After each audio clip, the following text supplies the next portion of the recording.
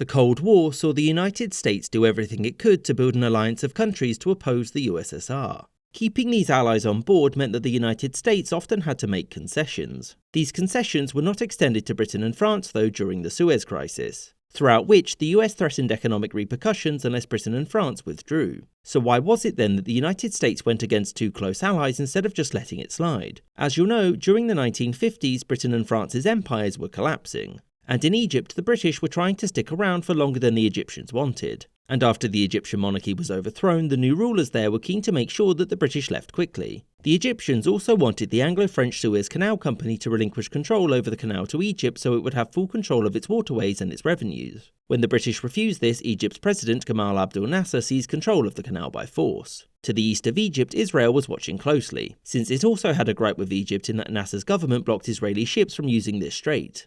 To open them up again in late 1956, Israeli forces invaded and took all of this territory. Britain and France, despite knowing about and greenlighting the invasion beforehand, issued an ultimatum to both to leave the canal zone alone. And about 5 minutes later, both launched an invasion of Egypt. They took control of the canal zone and it looked like it was a done deal. The three invaders were internationally condemned, with both the USSR and USA agreeing that they'd gone too far. The United States demanded that Britain and France withdraw immediately, and President Eisenhower threatened financial sanctions unless this was done. And Britain and France promptly left with their tails between their legs and their international reputations damaged. So why was it then that the Americans didn't help or at least turn a blind eye? Well, the first reason was that the British government had promised the Americans that they weren't going to invade. And so, when they did, Eisenhower was pretty annoyed and refused to give Britain the benefit of the doubt. The second reason was that the US was concerned with war breaking out in the Middle East. And Israel's role in the invasion meant that other Arab nations would have justification to wage war against Israel, which the US didn't want. There was also the concern in Washington that the invasion would see Nasser become a de facto leader of the anti-Western Middle East. The US, despite not being involved, was seen as partially culpable for the attacks, which meant that countries in the Middle East and Africa would turn to the USSR for support in case any former colonial power wanted to return. The third reason was that the United States didn't think that the invaders were going to succeed. Nasser had already blocked the canal, and so dragging the occupation out would mean that the West's reputation in the region would only get worse. The fourth reason was that the unilateral invasion undermined the West's claim to moral superiority over the communists. Just before Israeli troops entered Egypt, Soviet forces had brutally repressed the Hungarian revolt, which the US could now no longer condemn with the same force. The portrait of the Soviets and their allies being brutal occupiers no longer held the same weight.